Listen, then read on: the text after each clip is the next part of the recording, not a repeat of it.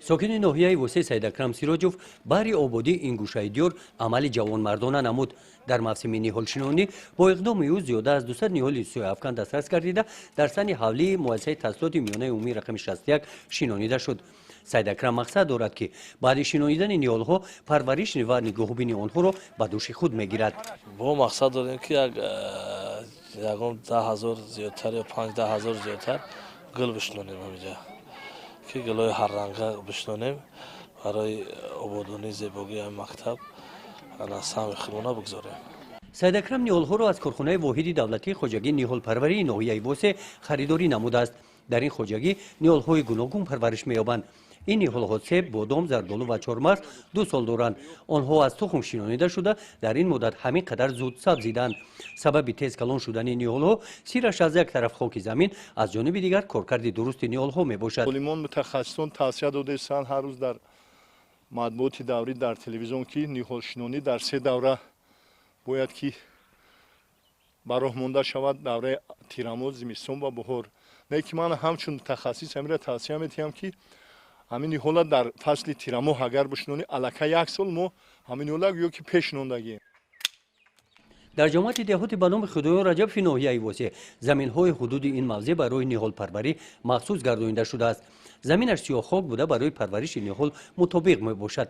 مساحت این زمین‌ها 38 هکتار را تشکیل می‌دهند. متخصصان همین عامل را به نوبت گرفته سال 1948 در این قسمت زمین خواجگی نهال پروری تشکیل نمودند. رهبری خواجگی را مدت 28 سال می‌شود که دولت علی میرزایف پیش می‌برد. خواجگی ما همین خواجگی است که همین زمین شام سیاه زمین است. پروردگار همین زمینه برای همین نهال کاری به همه مردم آفریده است. همین یک خوبی کار همین است که همین یک نهال مثلا 3 سم 4 سم تا 5 6 سم هست. مردم ما همش با نهال کاری سر کار دارن. هر کدامش بیشتر از 15-20 هزار نهال میکنن و مهاجرت مهنتی قریب که در همین دهه ما نیست. ما همین جا مهنت میکنن با کودک سنگشون همین نهال را با سودا میبرن از همون روزشون رو میگذرونن. در موسم امسال دولت علی میرزایف و جارکاران خواجگی زیاده از 400,000 نهال سیب، ناک، زردآلو، چهارمغز و درختان سیاه‌افکن را پیشکش باغکاران نمودنی هستند. این نهال‌های زردآلو را باشد باغکاران ولایت سوخت روزهای نزدیک آمده میبرند. ما امسال در میدان 3 هکتار 20 سوتیخ از تخم نهال شنوندیم.